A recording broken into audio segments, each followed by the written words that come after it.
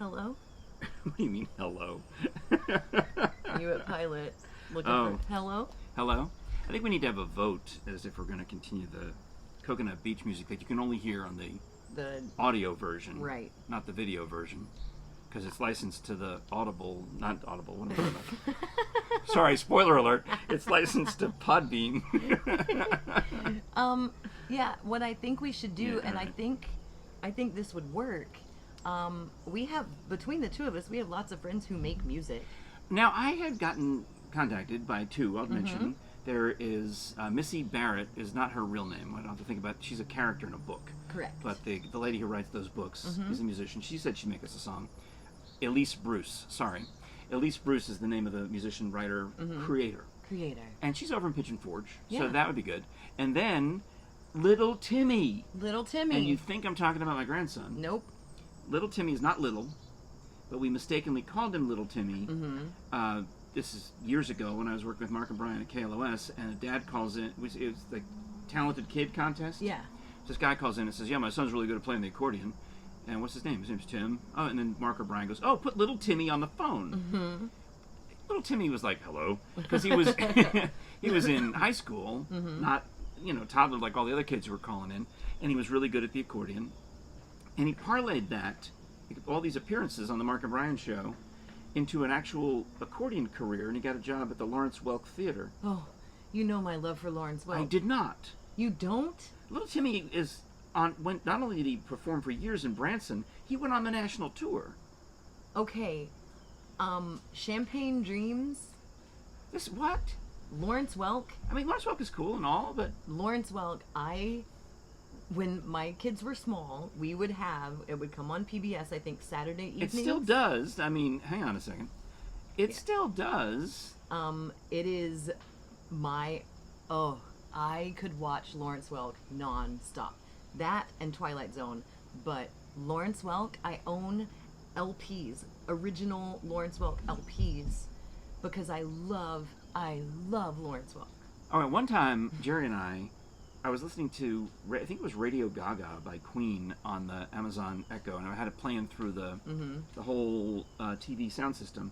But I was getting ready to look for something that was coming on PBS. So while the Queen Radio Gaga, what is playing, they turn on the TV only, and Lawrence Welk is on. So we started cracking up, and I think we made a video for Facebook or something. Because everybody's dancing to the... Yeah, you hear Radio Gaga by Queen. You and Jerry are so a Lawrence Welk couple. What? Oh my gosh, I can No. see you guys on Lawrence Welk. No, see, she likes to dance.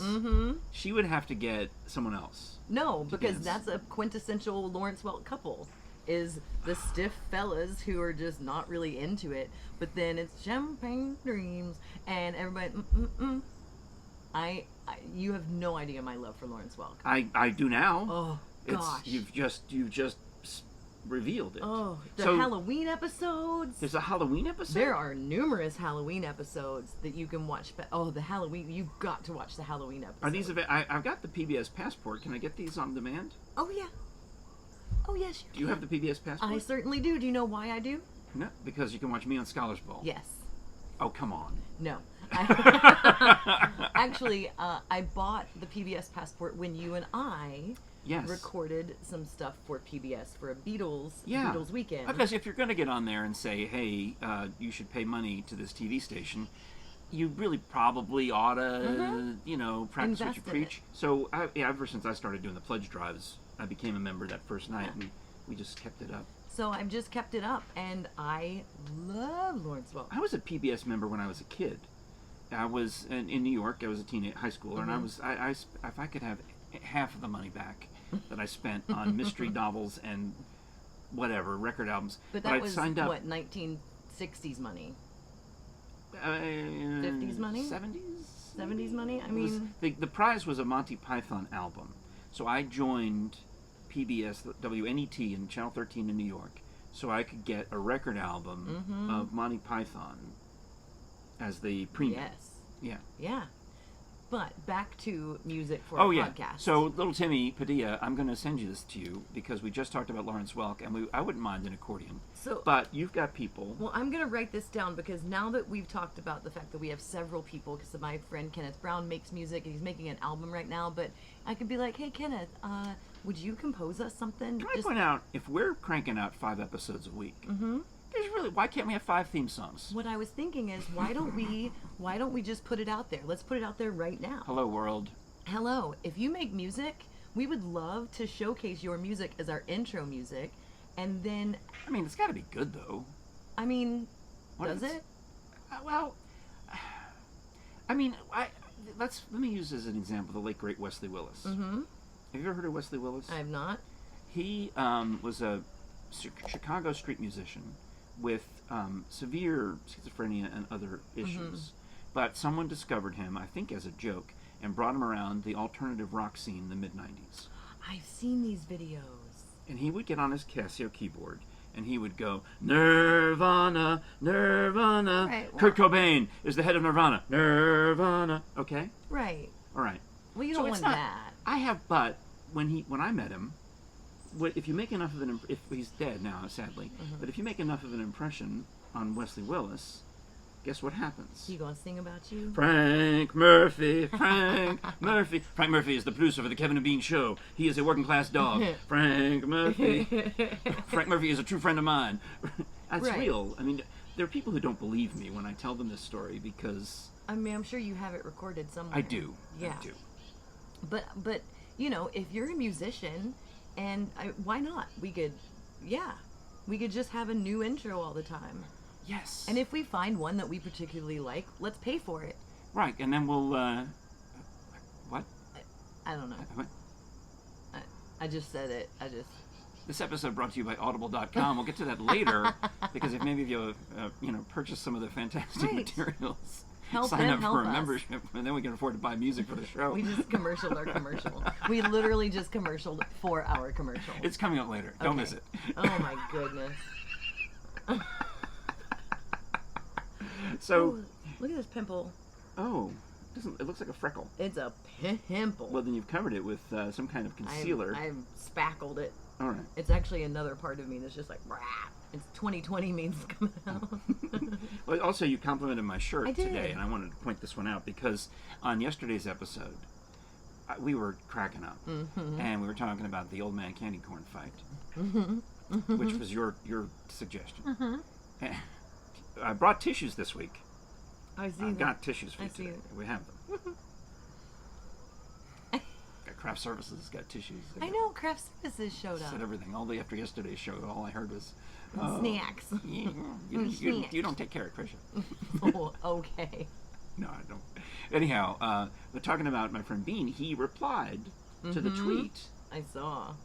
Talking about how he loves Waffle House, and we talked about his love of candy corn and all the things. So I thought, in honor of my good friend Bean, who is moving from Notting Hill to some other part of London. Congratulations on your move.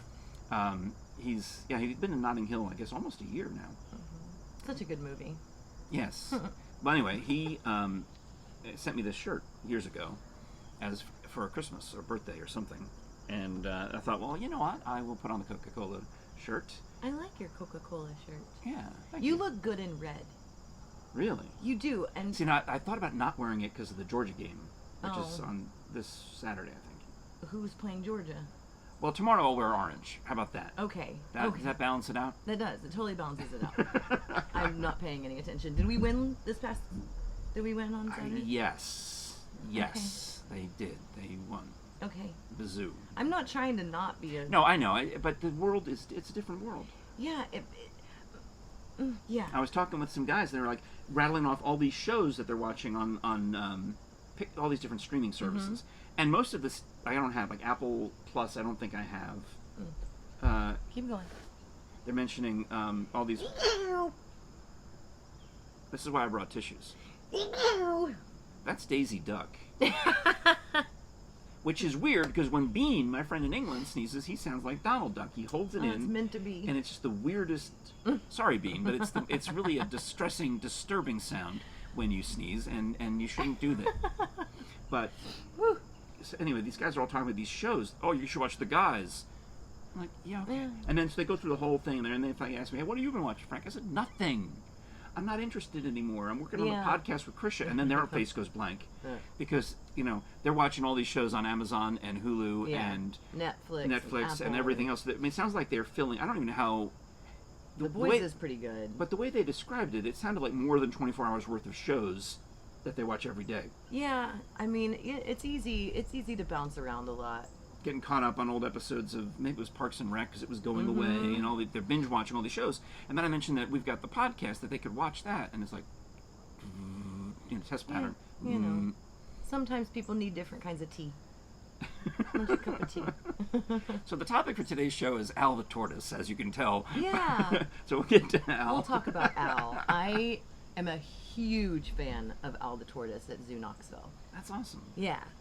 But we do want to welcome our newest sponsor to the Krisha and Frank podcast, and it's one you've probably heard of because everybody loves Audible. Audible. I was telling you, I use Audible because I drive 60 miles a day, 5 days a week. Yeah.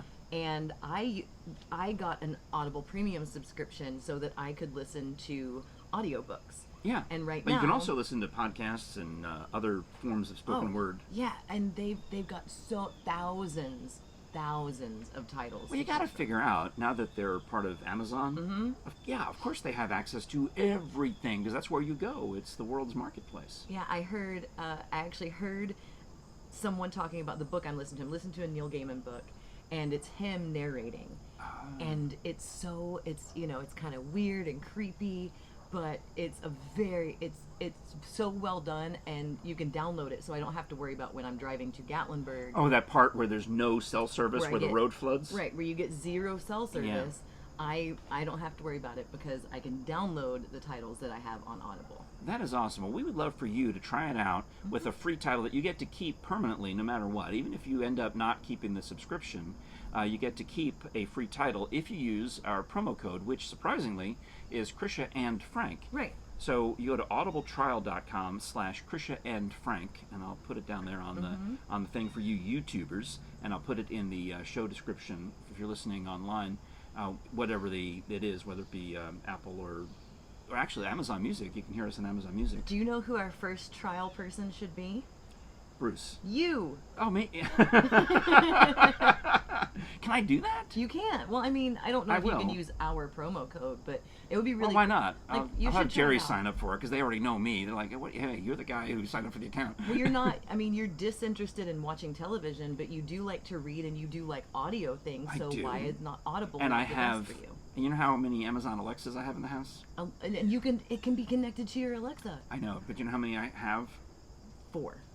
Yeah, how did you know? Because I know you. Oh, because last time I only had 3 the last time we talked about this. Well, audibletrial.com/Krisha and Frank. That's how it goes. All right, thanks a lot.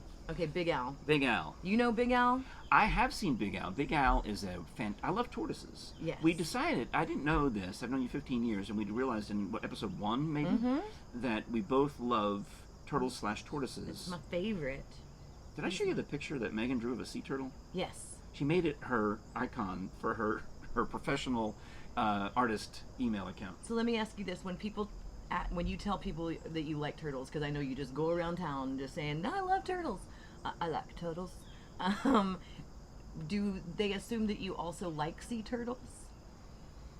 Do they put those in the same? Well, category? I mean, I do. I'm fond of sea turtles, but I've never lived close enough to the beach where like you have. Right. I don't like sea turtles as much as I like land turtles. See, a lot of people don't know the difference between a tortoise and a turtle. Mm-hmm. And it's partly because it's like frogs and toads.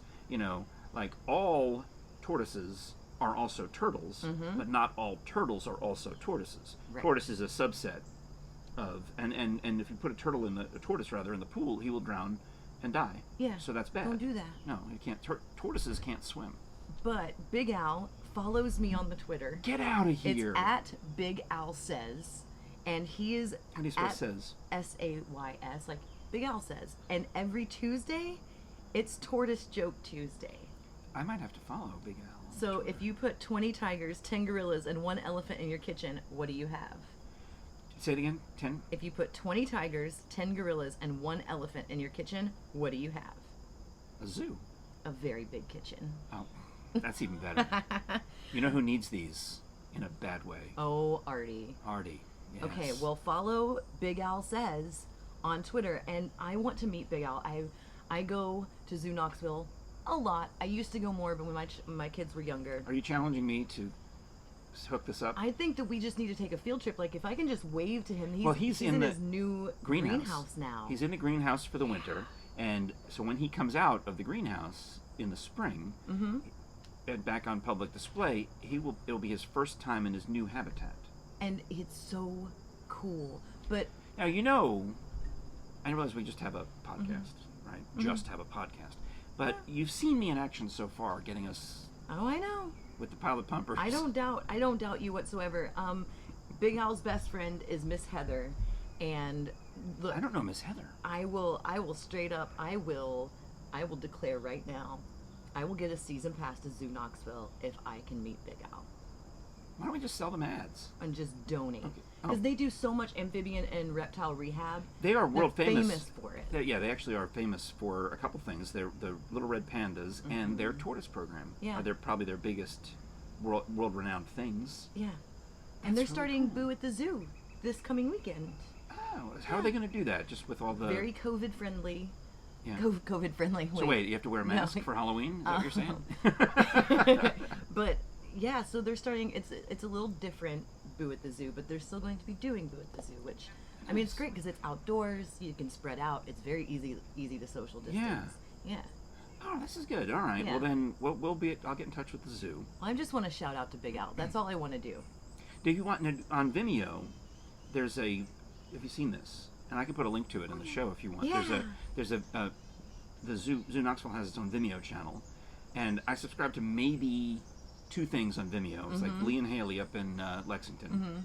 I don't know why I'm obsessed with those 2 clowns, but And I am. Zoo Knoxville. And Zoo Knoxville. So it's like and Bradley Reeves, who does the old timey movies that he finds and restores and digitizes. Right. So when I pump up my Vimeo feed, it's going to be one of those 3 things. So I got Big Al.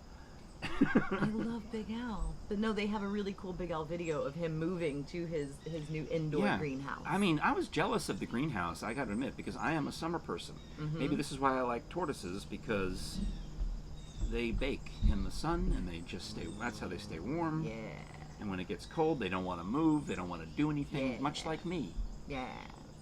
Yeah. And when I was a little kid, I would go hunting for box turtles. Not that I would want to harm them. I was trying to, want to Check them out. While I'm staying at grandma's house in the country, you want to keep one in a cardboard box and watch it eat or do something, Right. which is probably cruel. But I was, this is a long time ago. Later in life, I realized, you just leave the food out and let them just They'll come to you. catch it in the wild. Yeah. Yeah, and you can't have a pet tortoise or turtle in Tennessee. Now I had one in California, and I had a permit. He was permitted through California Fish and Game. All right. Can you get a permit then? Well, I had to find this out because we had a desert tortoise, but the problem was this desert tortoise, like many desert tortoises, had a respiratory disease. Oh, yeah. So that will cut their lives short. So because that's rampant out there in California among this tortoise population, if the people who'd had a clutch of eggs, they can't sell the eggs because that would be illegal. Right. They can't release the baby tortoises into the wild because The respiratory disease. they probably have the respiratory disease that their parents had, blah, blah, blah, blah, blah. Ah. So all of these things. So we ended up with this free baby tortoise that was, just the size of a $50, and it grew up to a point until the respiratory disease got him. And Well. I had him freeze dried and I kept him. Huh. What? What? Nothing? What? Huh? It was a bit on the radio. I was distraught. Did you do it for a radio bit? Or No, did you... I was distraught over what I was going to do with my dead Let's just tortoise. repeat this. You had, what was your pet tortoise's name? Mo. You had Mo freeze dried. Is it just the shell? Nope. What happened was, how have I known you and still don't know you, but know you? so I was really sad. I've never had a pet. I've decided when Mo died, I'm done with pets. And you've never had a pet since? Never had a pet since. This is 15 years now. And, or more than 15 years. And so Mo's dead. My poor little hot And I felt that, and I could tell Mo was ailing. You could see because the stuff is the white stuff's coming out of his nose. I'm trying to find a rare reptile veterinarian, right. And they're like, "Oh, it's nothing you can do. This is a epidemic in the tortoise land or pandemic, tortoise pandemic, whatever it was. There's nothing you can do." I'm like, so I'm heartbroken. But I decide for whatever reason, before I'm not going to bury Mo in the yard. Right. It's unintentional irony, but I talked to someone. He said, "You got to freeze him." So I wrapped him up. My granny did that with a cat one time, but. And as I'm putting him in there, I realized the irony that he's going next to a tub of Turtle Tracks ice cream. Frank. What? What is wrong with you? How many freezers do you have? One. Okay, so. So then, Jerry, the Brave, and I froze up a bunch of Aquafina bottles because I don't like Aquafina. I'm trying to get rid of that one. Too salty. Yeah. So we freeze up that, and we pack Mo in a cooler with all these bottles. Because I had been in touch with a guy in Wetumpka, Alabama, as a radio bit. We had called this taxidermist in Wetumpka as a radio bit because he was on the show prep service. I'm just blown away. And I call him back. I say, "My tortoise died." He's like, "Well, fix him up for you." And I was working with Ashley Adams at the time, and she had, I think, in-laws or relatives in this same tiny town of Alabama by coincidence. So I made her drive. I gave her the frozen thing, the case, and they drive it down to. She drives it down there. She gets it to the taxidermy place. He pops it open. Can you imagine this? One of the Aquafinas has thought enough that he cracks it open and drinks it. And then he says, "We'll take care of Mo for you." And then several weeks or months later, I get a package in the mail, and it's light as a feather because Mo has been freeze-dried and posed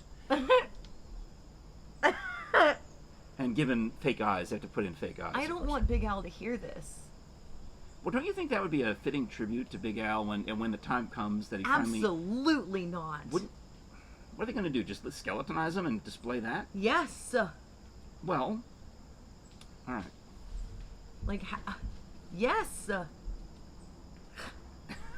You could freeze dry him while he's big. What you do, I learned... He's 150 years old. Yeah, maybe 110. So he probably would be skeletonized fine. The taxidermist told me that when you have little animals, you can't really taxidermy them. You could just freeze dry them, and he poses them. Okay. Because taxidermy means preservation of the skin. Correct. So what they do is if you... Big Al, close your little ears. If you catch something in the wild, they would take the skin off of it and mount the skin on a frame. So when you see a taxidermied deer, larger thing, right, it's just the skin, and underneath it is wires and metal and plastic things, a mold of the body. The rest of the innards go away. Yeah. Except in Mo's case, where they're in there somehow freeze-dried. We learned how to taxidermy I went to Bearden High School for the last 2 years of high school, and Bob Savory, my ecology teacher, what up, Bob Savory? He's my favorite teacher in the history of time. He taught us taxidermy. He taught me rock climbing.